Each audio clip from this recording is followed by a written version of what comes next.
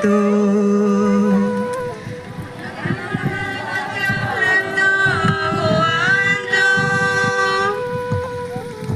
प्रिय मोर ख्रीष्ट मंडली, आज आम समस्ते माँ को ना एठारे समवेत हो आमने समस्ते शुणुचु पृथ्वीर चारि गुण रे केवल माँ शब्द, किंतु ए माँ एक शब्द नुहे, यह एक अभिधान। अभिधान बोले आम जाना पाइबा सेटार अनेक अर्थ अच्छी। जदि आम अभिधान को खोलिबा केवल गोटे शब्दर अर्थ पाइबा आम अभिधान को खोली थाउ।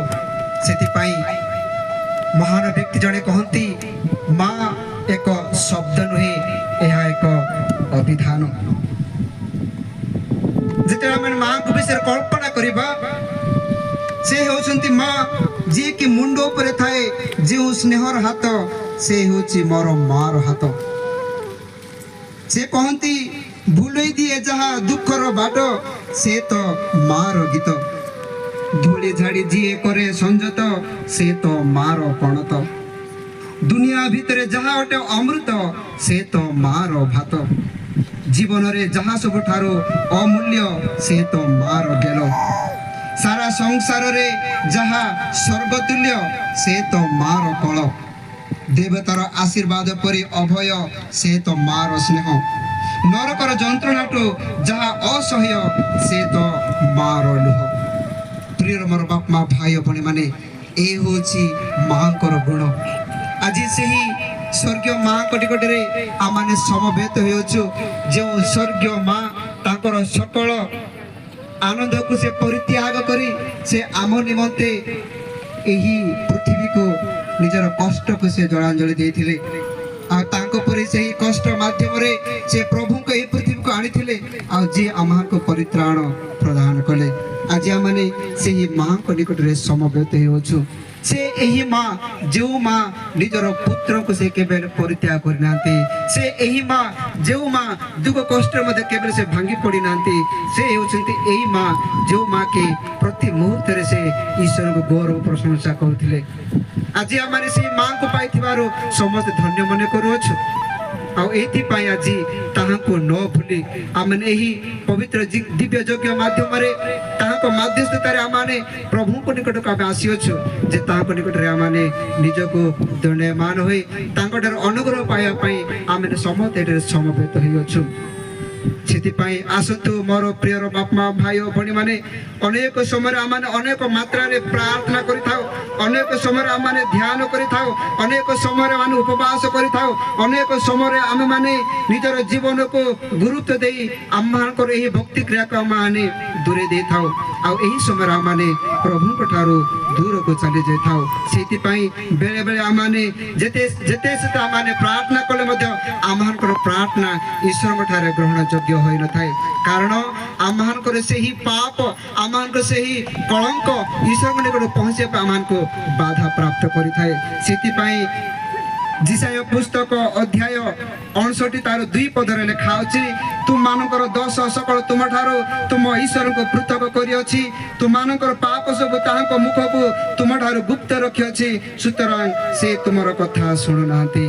यद्यपि आमहर प्रार्थना ग्रहण योग्य हो नाई केवल ए सब आमहर पाप लगी, किंतु आज आमने यही मानवर दुर्बलता को प्रभु निकट समर्पण करने आसीअछु।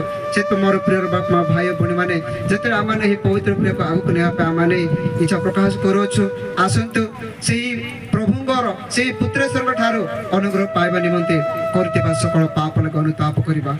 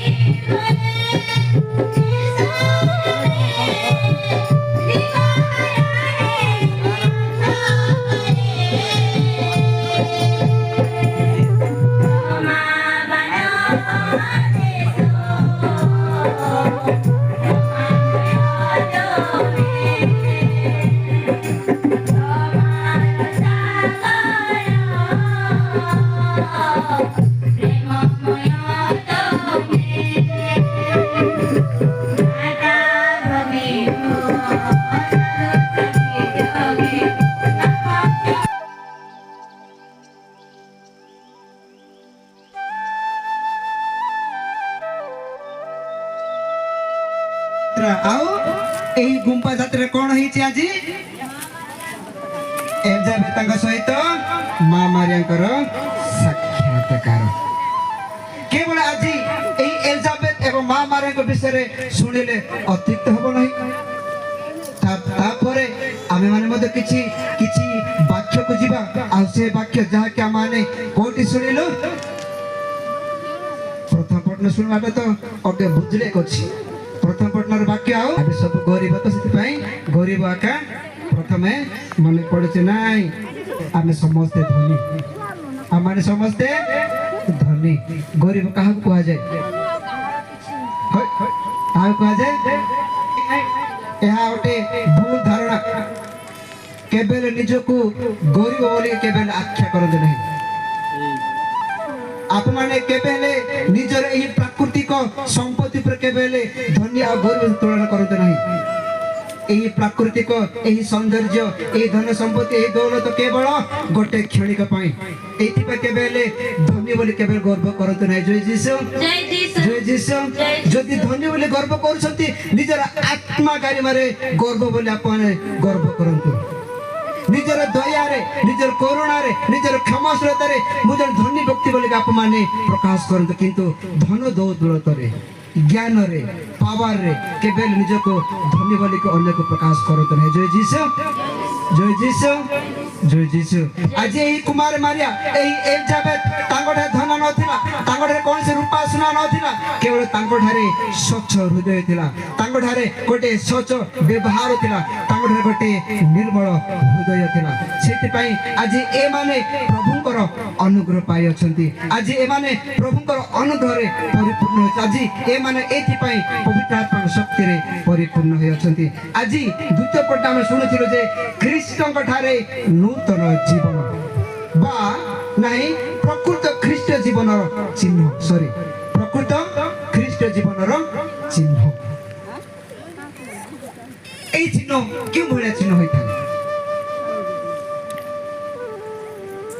এই চিহ୍ନ କେଉଁ ଭଳିଆ ଚିହ୍ନ ହୋଇଥାଏ ଯୋଉ ଚିହ୍ନକୁ ଆମେ ଦେଖି ପାରୁନଥାଉ ଆପଣମାନେ ଅନୁଗ୍ରହରେ ଆମେ ସମସ୍ତେ ମାତିଛୁ ନାଇଁ କି ପ୍ରଭୁ ମତେ ଅନୁଗ୍ରହ ପ୍ରଦାନ କର ପ୍ରଭୁ ମତେ ଅନୁଗ୍ରହ କର ମତେ ଆଶୀର୍ବାଦ କର ମତେ ଆଶୀର୍ବାଦ କର କିନ୍ତୁ এই ଅନୁଗ୍ରହ ଆଶୀର୍ବାଦ ମଧ୍ୟରେ ଆମେ ସବୁ କଣ କରୁଅଛୁ ଆମେ ମାନେ କଣ କରୁଅଛୁ ଇଂଲିଶରେ କହିଲେ ଇଚ୍ଛା ଲାଗିବ ଓଡ଼ିଆରେ କହିଲେ ଟିକେ ଆମକୁ ପାଟି ଲାଗିଯିବ ଅନୁଗ୍ରହ ଯାହାକି ଇଂଲିଶ କହନ୍ତି ଗ୍ରେସ୍ ଆଉ এই ଗ୍ରେସ୍ ଏହାକୁ କହନ୍ତି ଦ ଏକ୍ସଟର୍ନାଲ ଆକ୍ସନ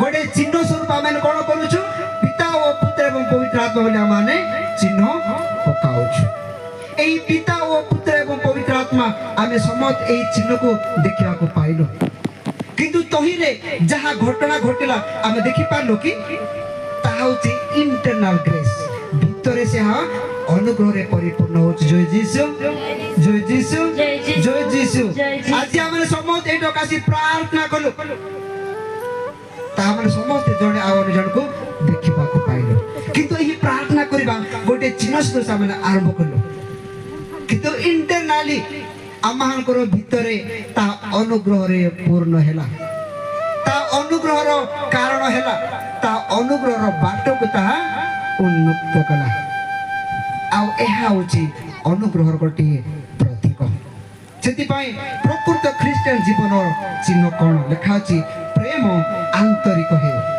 ଯାହା ମନ୍ଦ ତାକୁ ଘୃଣା କର ଏହା ହେଉଛି ପ୍ରକୃତ ଖ୍ରୀଷ୍ଟିଆନ ଜୀବନର ଚିହ୍ନ କିନ୍ତୁ ଆମେ କ'ଣ କରୁଛୁ କିଏ କିଏ ଆମେ ମନ୍ଦକୁ ଘୃଣା କରୁଛୁ ହାତ ଟେକ ତ କେତେ ଜଣ ମନ୍ଦକୁ ଘୃଣା କରୁଛୁ ମନ୍ଦକୁ କେତେ ଜଣ ଘୃଣା କରୁଛୁ ହାଲେଲୁୟା ହାଲେଲୁୟା ଏହି ମନ୍ଦକୁ ଘୃଣା କରିବା ପାଇଁ ଆମର ଆଉ ଶକ୍ତି ନାହିଁ ଆମେ ସମସ୍ତେ କହୁଅଛୁ କେବଳ ଖ୍ରୀଷ୍ଟିଆନ ଆମେ ଖ୍ରୀଷ୍ଟଙ୍କୁ ଜାଣିଛୁ କିନ୍ତୁ ଖ୍ରୀଷ୍ଟ ଯାହାକୁ ଘୃଣା କରିବା ପାଇଁ କହିଲେ ତା ଆମେ କ'ଣ କରୁଛୁ ତାକୁ ଆମେ ବୁଝିଲାରେ ବସେଇକି ଆମେ ମୁଣ୍ଡରେ ଭୁଇଁକି ବୁଲୁଛୁ କିନ୍ତୁ ଆଜି ବାକ୍ୟ ଆମମାନଙ୍କୁ ଏହି ପବିତ୍ର ସମୟରେ କହିବାକୁ ଦିଏ ଯେ ପ୍ରେମ ଆନ୍ତରିକ ହେଉ, ଆଉ ଯାହା ମନ୍ଦ ତାକୁ ଘୃଣା କର, ଯାହା ଉତ୍ତମ ତାକୁ ଦୃଢ଼ ରୂପେ ଧରି ରଖ। କିନ୍ତୁ ଆମମାନେ ଉତ୍ତମକୁ କ'ଣ କରୁଛୁ? ଦୁର୍ବଳ ସହିତ ରଖିଦେଉଛୁ, କିନ୍ତୁ ମନ୍ଦକୁ ଆମମାନେ ଦୃଢ଼ ଭାବରେ ଧରିକି ରଖୁଛୁ। ଓ ବୁଆ ତେନେ ଯା ନା ବୋଲେ ବି ବୁଆ ତେନେ ଆକା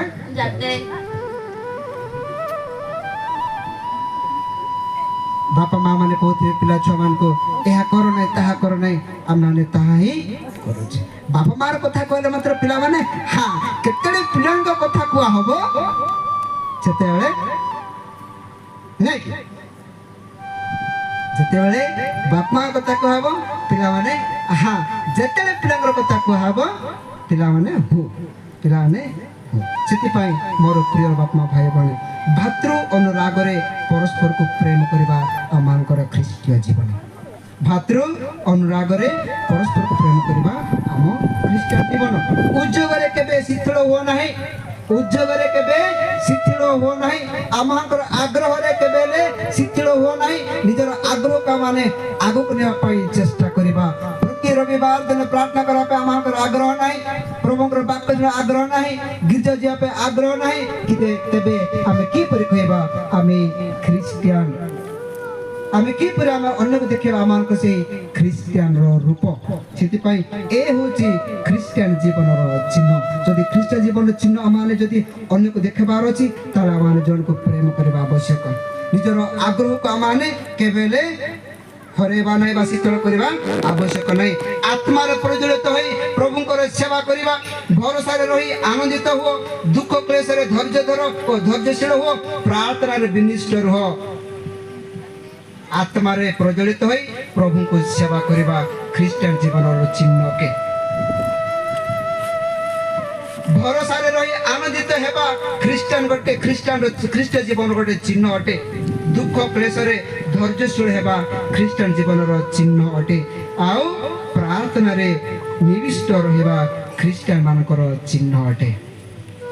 ଏହା ଆଜି ପ୍ରଭୁ ଏହି ବାକ୍ୟ ମାଧ୍ୟମରେ କହୁଅଛନ୍ତି। ଯଦି ଆମମାନେ ଏହି ସକଳ କାର୍ଯ୍ୟରେ ଦୁର୍ବଳ ହେଉଅଛୁ, ଏହି ସକଳ କାର୍ଯ୍ୟରେ ଆମେ ଅବହେଳା କରୁଅଛୁ, ତେବେ ଆମମାନେ ଏବେ କାହା ପାଖକୁ ଯିବା? ଆଦି ପୁସ୍ତକକୁ ଯିବା। ଆଦି ପୁସ୍ତକରେ କ'ଣ ହେଇଥିଲା? କ'ଣ ହେଇଥିଲା? ଆଦାମ ଆଉ ଏବା କୁଆଡେ ଯାଇଥିଲେ? କୁଆଡେ ଯାଇଥିଲେ? ସେମାନେ ଏଦନ ଉଦ୍ୟାନରେ ଥିଲେ। ପ୍ରଭୁ ଯୀଶୁ ଖ୍ରୀଷ୍ଟ ପୃଥିବୀକୁ ସୃଷ୍ଟି କଲା ପରେ ସେ ସମସ୍ତ ଜୀବଜନ୍ତୁକୁ ସୃଷ୍ଟି କଲେ। ଆଉ ଏହି ସବୁ ଜୀବଜନ୍ତୁକୁ ସୃଷ୍ଟି କଲା ପରେ ଏମାନଙ୍କର ତ କିଏ ବା ଯତ୍ନ ନେବାର ଅଛି ନାଇଁ କି? କିଏ ନେବ? କିଏ ନେବ? ସେ ଚିନ୍ତାରେ ବସିଲେ। ସେ ଚିନ୍ତା କଲେ ଏମାନଙ୍କର ଜାଗ୍ରତ ନେବା ପାଇଁ, ଏହି ସୌନ୍ଦର୍ଯ୍ୟକୁ ଅନୁଭବ କରିବା ପାଇଁ ମୁଁ ଗୋଟିଏ ମୋ ଭଳିଆ ମଣିଷକୁ ମୁଁ ସୃଷ୍ଟି କରିବି, ମୋ ଭଳିଆ, ଆଉ ମୋ ଭଳିଆ ରୂପ ତାଙ୍କୁ ପ୍ରଦାନ କରିବି, ଯୋଉ ଦ୍ୱାରା ସେମାନେ ଯେତେବେଳେ ମତେ ଦେଖିବେ ସେମାନେ ମତେ ଚିହ୍ନିବେ ଯେ ଇଏ ଜଣେ ଆମର ବଂଶଧର ଲୋକ। ସେମାନେ ଚିହ୍ନିବେ ଇଏ ଜଣେ ଆମର ପଡ଼ିଶା ଘରର ଲୋକ। ସେମାନେ ମତେ ଚିହ୍ନିବେ ଇଏ ଜଣେ ବୋଧେ ଆମର ଏହି ଜଙ୍ଗଲର ମନୁଷ୍ୟ। ସେଥିପାଇଁ ମନୁଷ୍ୟ ସବୁ ସୃଷ୍ଟି କଲା ପରେ ସେ କାହାକୁ ସୃଷ୍ଟି କଲେ? କାହାକୁ ସୃଷ୍ଟି କଲେ? କାହାକୁ ସୃଷ୍ଟି କଲେ? ଟିକେ କୁହ, କାହାକୁ ସୃଷ୍ଟି କଲେ? ସେ ମନୁଷ୍ୟ କିଏ? ସେ ମନୁଷ୍ୟ ଅଛନ୍ତି ଆଦାମ ଓ ଏବା। ଯେତେବେଳେ ଆଦାମ ଓ ଏବାଙ୍କୁ ସୃଷ୍ଟି କଲେ ସେ ତାଙ୍କ ପାଇଁ କୌଣସି ପ୍ରକାର ଅଭାବ ରଖିଲେ ନାହିଁ। ସେମାନଙ୍କୁ ସବୁଥିରେ ପରିପୃଷ୍ଟ କରାଇଲେ। କିନ୍ତୁ ସେମାନେ ଗୋଟିଏ ଜିନିଷ କହିଲେ, ଆଦାମ ଏବାକୁ ପ୍ରଭୁ ଗୋଟେ ଜିନିଷ କହିଲେ ଯେ ତୁମମାନେ ଏହି ଜଙ୍ଗଲରେ ବା ଏହି ସ୍ଥାନରେ ଯାହା କିଛି ଅଛି ତୁମେ ଆନନ୍ଦ ପ୍ରଦାନ କର, କିନ୍ତୁ ଗୋଟିଏ ଗଛକୁ ତୁମେ କେବେ ଆଖି ପକେଇବ ନାହିଁ। ଏହା ହେଉଛି ମୋର ଆଜ୍ଞା। ଯଦି ଏହା ଉପରେ ତୁମେ ଆଖି ପକେଇବ ତୁମେ ଅନ୍ଧ ହବ, ଆଉ ତୁମମାନେ ପାପ କରିବ। এই ସବୁ ଯେତେବେଳେ ସେ ମାନେ ପାଳନ କରୁଥିଲେ, ଏମାନଙ୍କ ମଧ୍ୟରେ ଜଣେ ମହାନ ବିଜ୍ଞ ବ୍ୟକ୍ତି ତାଙ୍କ ଜୀବନରେ ପ୍ରବେଶ କଲା। ସେ କିଏ ଥିଲା? ସର୍ପ। ସେ ଥିଲେ ସର୍ପ। ସର୍ପ ଏମାନଙ୍କର ଖୁସି ଜୀବନକୁ ସେ କେବେ ସହି ପାରିଲେ ନାହିଁ। ସର୍ପ ତ ସର୍ପ, ସେ ତ ମାଟିରେ ବୁଲୁଛି, ସେ ଗଛ ତଳେ ବୁଲୁଛି, ସେ ଶାଖା ପ୍ରଶାଖାରେ ସେ ଡିଆ ମାରିକି ଚାଲୁଛି, କିନ୍ତୁ ଏଇ ଲୋକମାନେ ଯୋଉ ବୁଲି ବୁଲି ଏତେ ସୁନ୍ଦର ଫଳ ଖାଇକି ଜୀବନ ଯାପନ କରୁଛନ୍ତି, ଏ ସର୍ପକୁ ତାକୁ ଟିକେ ଲାଳସ ଲାଗିଲା, ତାକୁ ଟିକେ ହିଂସା ଲାଗିଲା, ତାକୁ ଟିକେ ଅହଙ୍କାର ମନୋଭାବ ଯାଉଥିଲା। ଇଏ ଯାଇ ଏଇ ଦୁଇ ମନୁଷ୍ୟକୁ ସେ କଣ କରିବାକୁ ଲାଗିଲା? ପ୍ରତାରଣା କରିବାକୁ ଆରମ୍ଭ କଲା। ହୋଇ ହୋ ଦି ବନ୍ଧୁ, ତମେ କଣ କରୁଛ? ତମେ ଗୋଟେ ଦେଖୁନା ଏତେ ସୁନ୍ଦର ଫଳ, ଏହା ଟିକେ ଖାଇଦିଅ ଆଉ ମଜା ନିଅ। ଏମାନେ କହିଲେ ହଇ ସତ କଥା, ଆମେ ଗୋଟେ ଏତେ ମୂର୍ଖ ଲୋକ ଯାକ ନାଇଁ କି ଏତେ ସୁନ୍ଦର ଫଳ ପ୍ରଭୁ ଆମକୁ ଦେଇଛନ୍ତି, ଆମକୁ କେହି ମଧ୍ୟ କହିଲେ ଯାହା ହଉ ଭାଇ ତୋ ଭଳିଆ ବ୍ୟକ୍ତିକୁ ଯାହା ଆମେ ପାଇକି ଆମେ ଧନ୍ୟ ମନେ କରୁଛୁ। ଆମେ ଗୋଟେ ଅନ୍ଧ ଥିଲୁ, ଏତେ ସୁନ୍ଦର ଫଳକୁ ଆମେ କଞ୍ଚା ଫଳ ଖାଉଛୁ, କିନ୍ତୁ ଏ ପାଚିଲା ଫଳକୁ ଆମେ ନ ଖାଇକି ଆମେ ଏଠାରେ ଅଛୁ। ଧନ୍ୟବାଦ, ଆମେ ବର୍ତ୍ତମାନ ଏହା ଖାଇବା ପାଇଁ ପ୍ରସ୍ତୁତ ହେବୁ। ଯେତେବେଳେ ଏମାନେ ସର୍ପର ପ୍ରତାରଣାରେ ପଡ଼ିଲେ, ଏମାନେ ଯାଇ କଣ କଲେ? ଆଦାମ ସିଧା ଯାଇକି କଣ କଲା? ସେ ଏବାଙ୍କ ସହିତ ସେ ଗଛ ପାଖକୁ ଚାରିକାନି ବୁଲିବା ଗଲା। ଏବାର ମନ ସମ୍ଭାଳିଲା ନାହିଁ। ଏ ଗୋଟେ ଅଦ୍ଭୁତ ମଣିଷ ମତେ ଏତେ ସୁନ୍ଦର ବଗିଚାକୁ ନେଇ ଆସିକି ଏ ଗୋଟେ ଫଳ ଖାଇବାକୁ ସୁନ୍ଦର ଲାଗୁଛି, ଇଏ କଣ କିଛି ମନୋଭାବ ମତେ ଦେଖାଉ ନାହିଁ। ଏବା ଧୀରେ ଯାଇକି ଛିଣ୍ଡି ଦେଇକି ଟିକେ ଅଦା ଖାଇଦେଲାଣି ସିଏ। ଭାଇ ଗো তুই কাই করলস? তুই কଣ কলু? সে হই যাহা বি হো মো তো তোলি টিকে মতে তু খা। অল্প খাই দেখি ଆଉ ଭାଗଟା ସେ କାହାକୁ ଦେଇଦେଲା? ଆଦାମକୁ ଦେଇଦେଲା। ଯେତେବେଳେ ଏମାନେ ସେଇ ଫଳ ଖାଇଦେଲେ, ପେଟ ଗୁଡୁ ଗୁଡୁ ଗୁଡୁ ଗୁଡୁ ଗୁଡୁ ହେଲା। କଣ ହେଲା? ସେଇ ଆକାଶ ଯେମିତି ଗର୍ଜିଲା ଭଳିଆ ଆରମ୍ଭ ହେଲା। ପ୍ରିୟମାନେ, ସେଇ ପେଟ ଆକାଶ ଭଳିଆ ଗର୍ଜନ ହେବାର ତ ଛାଡ, ସେମାନେ ଯେତେ ଯେତେ ସେ ସୁନ୍ଦର ଥିଲେ, ସୁନ୍ଦର ଦିଶୁଥିଲେ, ହସ ଖୁସିରେ ଥିଲେ, ଆନନ୍ଦ ପ୍ରମୋଦ କରୁଥିଲେ, ଏଇ ସବୁ ହଜିଗଲା ଧୀରେ ଧୀରେ। ସେମାନେ ଜାଣିପାରିଲେ ଆମେ ଗୋଟେ କଣ କଲୁ। କିଏ ତାଙ୍କୁ କିଛି କହିନାହାନ୍ତି, କିଏ ତାହାକୁ କିଛି କହିନାହାନ୍ତି, କିନ୍ତୁ ଯେତେବେଳେ ସେମାନେ ଫଳ ଖାଇଦେଲେ, ଯେତେବେଳେ ସେଙ୍କର ଆଜ୍ଞା ଲଙ୍ଘନ କଲେ, ଯେତେବେଳେ ସେଙ୍କର ବିରୁଦ୍ଧରେ ଗଲେ, ସେମାନେ ନିଜେ ନିଜେ ନିଜର ଉତ୍ତମ ଜିନିଷକୁ ହରାଇ ବସିଲେ। ଯେତେବେଳେ ଆମମାନେ ହୃଷ୍ଟପୃଷ୍ଟ ଥିବା, ଯଦି କୌଣସି ଆଘାତ ଘଟିଥାଏ ଆମମାନଙ୍କ ଜୀବନରେ, ସେଇ ଆଘାତ ଦେଇ ଆମମାନଙ୍କ ଶରୀର କ୍ଷୟ ହେବାକୁ ଆରମ୍ଭ ହୁଏ। ଠିକ ସେହିପରି ସେମାନଙ୍କର ସେଇ ଉଦ୍ଦିଷ୍ଟ ମନୋଚିନ୍ତା ଦୃଢ଼ ଶକ୍ତି ଧୀରେ ଧୀରେ ଖସିବାକୁ ଆରମ୍ଭ କଲା। ସେମାନେ ଭାବିଲେ ଏମାନେ କୌଣସି ଦୋଷ କଲେ, କୌଣସି କାର୍ଯ୍ୟ କଲେ, ନିଜେ ନିଜେ ଚିନ୍ତା କରିବାକୁ ଲାଗିଲେ ଯେ ସେମାନେ ପ୍ରଭୁଙ୍କର ଆଜ୍ଞା ଲଙ୍ଘନ କଲେ। ଆଉ ଯାହାରି ଫଳରେ ସେମାନେ ଲୁଚି ଛୁପି ରହିବା ପାଇଁ ସେମାନେ ଇଚ୍ଛା କଲେ। ଏହିପରି ଦିନ ସନ୍ଧ୍ୟା ସମୟ ଆସିଲା, ପିତା ପରମେଶ୍ୱର ସେ ବଗିଚାକୁ ଆସୁଅଛନ୍ତି। ଆଦାମ କିନା ଈଶ୍ୱରଙ୍କର ଶବ୍ଦ ଶୁଣିଦେଲା, ଆଉ ସେ କୋଉଠି ଗଲା? ସେ ସେଇ ଡାଳ ଗଛ ଲୁଚିବା ପାଇଁ ସେ ଚାଲିଗଲା। ଦେଖିଲା ସଦା ସର୍ବଦା ପିତା ପରମେଶ୍ୱର ଦେଖୁଥିଲେ ଏଇ ଦୁଇ ଆଦାମ ଏବା ଆନନ୍ଦରେ ହସରେ ବୁଲୁଥିଲେ। କାହିଁ ଆଜି କଣ ହେଲା? ଏ ସ୍ଥାନ ନିରଳ ନିରଳ ଲାଗୁଛି।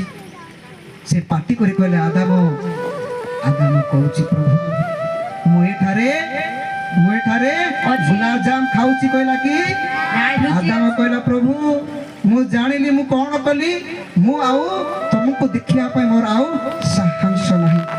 ତୁମେ ଯେଉଁ ବିଶ୍ୱାସରେ ମତେ ବିଶ୍ୱାସ କରିଥିଲ, ମୁଁ ତୁମକୁ ସେଇ ବିଶ୍ୱାସ ଘାତ କରିଅଛି। ଆଉ ଏଇଥିପାଇଁ ମୁଁ ତୁମ ଭୟରେ ମୁଁ ଲୁଚି ରହିଅଛି। ପ୍ରିୟର ବାପା ଭାଇ ଓ ଭଉଣୀମାନେ, ଆମର ଜୀବନରେ ମଧ୍ୟ ଏହିପରି ପରିସ୍ଥିତି ଆସିବ। ପ୍ରଭୁ ଆମମାନଙ୍କୁ ଏତେ ସୁନ୍ଦର ଜୀବନ ଦେଲେ, ପରିବାର ଦେଲେ, ମଣ୍ଡଳୀ ଦେଲେ, ଆଉ କଣ ଦେଇନାହାନ୍ତି? କିନ୍ତୁ ଆମେମାନେ ଆମମାନଙ୍କ ନିଜର ଗର୍ଭରେ ମହାମାୟାରେ ପଡ଼ି ଆମମାନେ ପ୍ରଭୁଙ୍କ ଠାରୁ ଆମମାନଙ୍କର ମୁଖକୁ ଆମମାନେ ଲୁଚାଉଛୁ। ପ୍ରଭୁଙ୍କ ଠାରୁ ଆମମାନଙ୍କର ଏହି ସୁନ୍ଦର ମୁହଁଟିକୁ ଆମମାନେ ଲୁଚାଉଛୁ। ସେଥିପାଇଁ ଜିସାୟା ପୁସ୍ତକ ଅଧ୍ୟାୟ 68 ତାର 2ରେ ଲେଖା ଅଛି, ତୁମମାନଙ୍କର ଦୋଷ ସକଳ ତୁମ ଠାରୁ ତୁମ ଈଶ୍ୱରକୁ ପୃଥକ କରିଅଛି। ତୁମମାନଙ୍କର ପାପ ସବୁ ତାହାଙ୍କର ମୁଖକୁ ତୁମ ଠାରୁ ଗୁପ୍ତ ରଖିଅଛି, ସୁତରାଂ ସେ ତୁମ କଥା ଶୁଣୁନାହାନ୍ତି। ଜୟ ଯୀଶୁ, ଜୟ ଯୀଶୁ, ଜୟ ଯୀଶୁ।